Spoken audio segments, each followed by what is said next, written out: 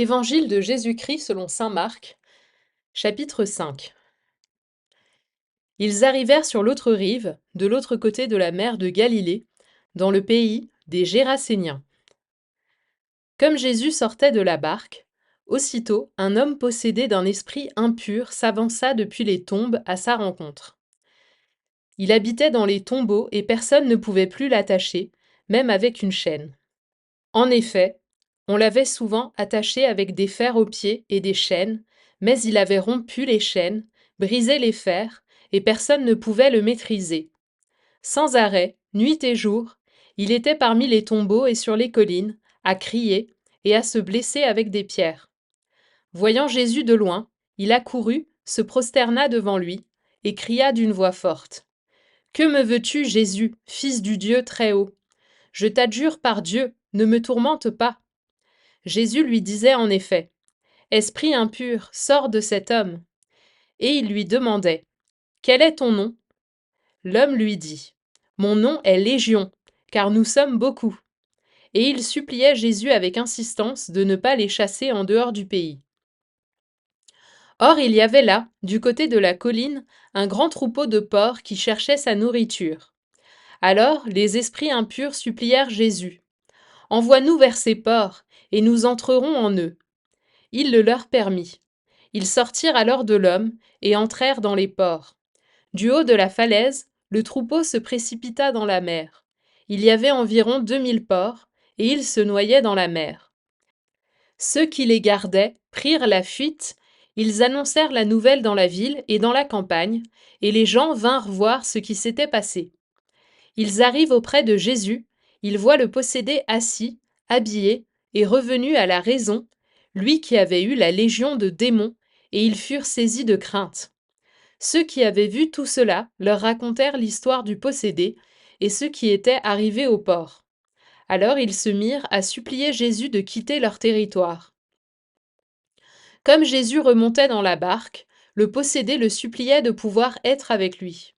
Il n'y consentit pas, mais il lui dit, « Rentre à la maison, auprès des tiens, annonce-leur tout ce que le Seigneur a fait pour toi, dans sa miséricorde. » Alors l'homme s'en alla.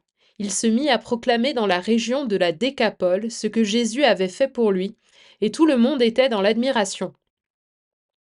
Jésus regagna en barque l'autre rive, et une grande foule s'assembla autour de lui. Il était au bord de la mer. Arrive un des chefs de synagogue, nommé Jaïr. Voyant Jésus, il tombe à ses pieds et le supplie instamment. « Ma fille, encore si jeune, est à la dernière extrémité. Viens lui imposer les mains pour qu'elle soit sauvée et qu'elle vive. » Jésus partit avec lui, et la foule qui le suivait était si nombreuse qu'elle l'écrasait. Or, une femme, qui avait des pertes de sang depuis 12 ans, elle avait beaucoup souffert du traitement de nombreux médecins, et elle avait dépensé tous ses biens sans avoir la moindre amélioration. Au contraire, son état avait plutôt empiré. Cette femme donc, ayant appris ce qu'on disait de Jésus, vint par derrière dans la foule et toucha son vêtement.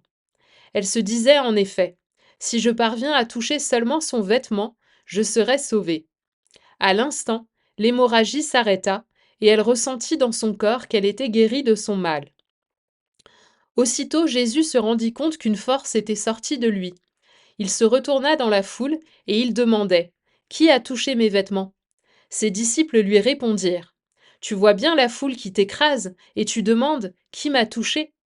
Mais lui regardait tout autour pour voir celle qui avait fait cela.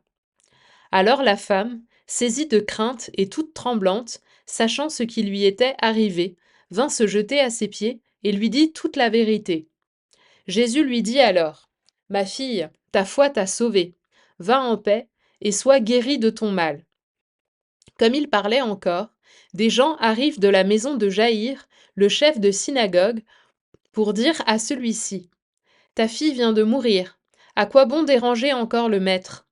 Jésus, surprenant ces mots, dit au chef de synagogue, « Ne crains pas, crois seulement. » Il ne laissa personne l'accompagner, sauf Pierre, Jacques et Jean, le frère de Jacques.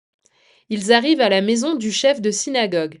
Jésus voit l'agitation, et des gens qui pleurent et poussent de grands cris. Il entre et leur dit, « Pourquoi cette agitation et ces pleurs ? l'enfant n'est pas morte, elle dort. Mais on se moquait de lui. Alors il met tout le monde dehors, prend avec lui le père et la mère de l'enfant, et ceux qui étaient avec lui. Puis il pénètre là où reposait l'enfant.